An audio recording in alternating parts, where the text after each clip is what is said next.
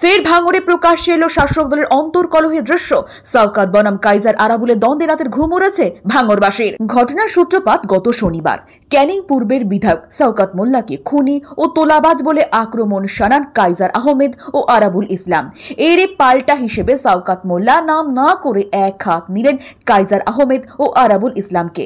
ভাঙড় ১ নম্বর ব্লকের মহাবিদ্যালয় এসআইআর সংক্রান্ত আলোচনা সভায় দাঁড়িয়ে শওকত মোল্লা বলেন, কোথায় কোন চুনো চানা কি বললেন তাতে কান দেওয়ার দরকার নেই। 2021 সালে এই গদ্দাররাই ভাঙড়ে আইএসএফ এর কাছে 1 কোটি টাকার বিনিময়ে দলটাকে বিক্রি করে দিয়েছিল। তাদের মুখে তৃণমূল কংগ্রেসের নাম মানায় না, এমনকি তিনি তাদের জমি হাঙ্গর বলেও আক্রমণ করেন। পাশাপাশি তার আরও সংযোজন 2013 সাল থেকে 2018 সাল পর্যন্ত আমাদের নেত্রী মমতা বন্দ্যোপাধ্যায় এবং অভিষেক বন্দ্যোপাধ্যায়ের নাম বিক্রি করে কোটি কোটি টাকা কামিয়েছে। তাদের বাড়ির চাকর এবং গাড়ির চালকের নামে একাধিক জমির পাট্টা করে সেখান থেকে প্রচুর মুনাফা লুটেছে। এরপর তার হুঁশিয়ারি, সময় আসছে বোঝাপড়া হবে, 1 ইঞ্চি জমিও ছাড়া হবে না। আজকে যে দালালরা 2021 সালে পার্টিটাকে বিক্রি করে দিয়েছিল আইএসএফ এর কাছে, আজকের ভাঙড় বিধানসভা তৃণমূল কংগ্রেস কিন্তু ইউনাইটেড। ভাঙড় বিধানসভা তৃণমূল কংগ্রেসকে আর ঘুরিয়ে দেওয়া যাবে না। ভাঙড় বিধানসভা তৃণমূল কংগ্রেস 2024 সালে যে 87,000 ভোটে জিতেছিল, এবারে তারা 1 লক্ষ ভোটে জিতবে। এটাই হচ্ছে শপথ, এটাই হচ্ছে লক্ষ্য। সেই মানসিকতা নিয়ে এগোতে চায়। বাদ বাকি কাজটা আমার উপর ছেড়ে দিন। কোথায় কোন চুনো চাঁদা, কোথায় কি বলছে না বলছে বাজার গরম করার জন্য, তাদের কাছে ছেড়ে দিন। আপনাদের কাছে একটা অডিও আছে, যারা আইএসএফ এর কাছে 1 কোটি টাকার বিনিময়ে দলটাকে বিক্রি করে দেওয়ার কথা বলেছিল, সেই অডিও ভাইরাল হয়েছিল, সারা পৃথিবীর লোক জানে। তাদের মুখে তৃণমূল কংগ্রেস বলে মানায় না। এটা মনে রাখতে হবে, আমাদের মনে রাখতে হবে। এইখানকার জমি হাওড় যারা জমি দালালি করে 13 থেকে 18 মমতা বন্দ্যোপাধ্যায়, অভিষেক বন্দ্যোপাধ্যায়ের নামটাকে বিক্রি করে কোটি কোটি টাকা কামিয়েছে। তাদের বাড়ির চাকর বাকর, তাদের কাজের মানুষ, তাদের বাড়ির গাড়ির ড্রাইভার, তাদের লোক চাকরগুলো, তাদের নামে খাস জমিগুলো পাট্টা করে দিয়ে কোটি কোটি টাকা বিক্রি করে দিয়েছে। এটা ভাঙড়ের মানুষ জানে। সময় আসছে, তৈরি থাকুন। ইঞ্চিতে ইঞ্চিতে বোঝাপড়া হবে। এই যে চাকর বাকরের নামে যে পাট্টা দিয়ে জমি বিক্রি, 1 ইঞ্চি জমি কিন্তু ছাড়া হবে না। সেই জমি নিয়ে গরিব মানুষের মধ্যে বিতরণ করতে হবে। আবার এখানেও থেমে থাকেননি কাইজার আহমেদ।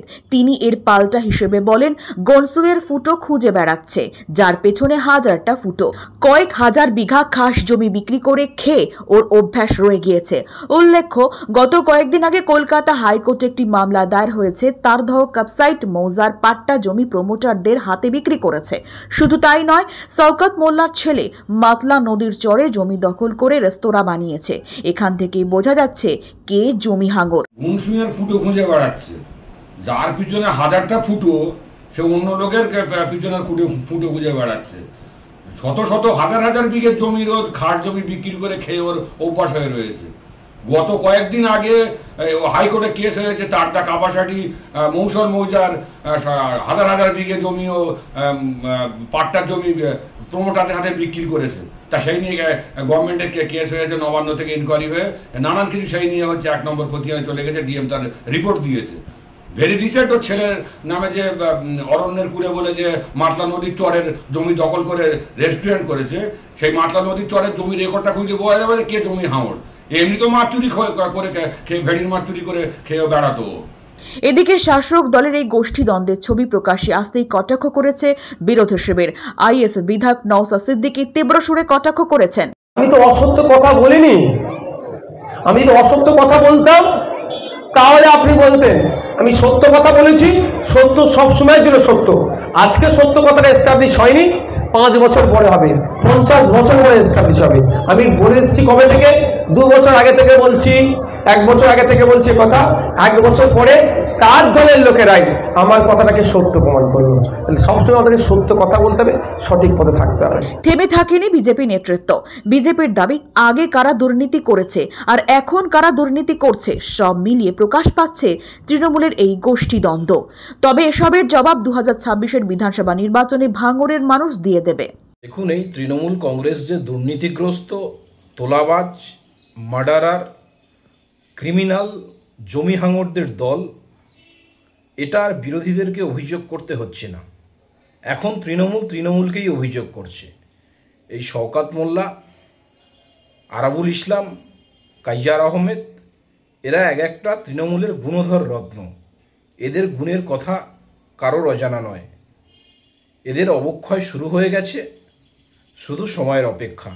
বছর ঘুরলেই রাজ্যে অনুষ্ঠিত হবে বিধানসভা নির্বাচন। তার আগে মাঠে ময়দানে নেমে পড়েছে ডান বাম সব দলই। তবে এসবের দিক থেকে ভাঙড়ে নতুন করে শাসক দলের গোষ্ঠীদ্বন্দ্বের ছবি নজর কেড়েছে রাজ্যবাসীর। রাজনৈতিক বিশ্লেষকদের মতে শাসক দলের এই গোষ্ঠীদ্বন্দ্ব হয়তো আগামী বিধানসভা নির্বাচনে অনেকটাই শাসক দলকে ব্যাকফুটে ঠেলে দেবে।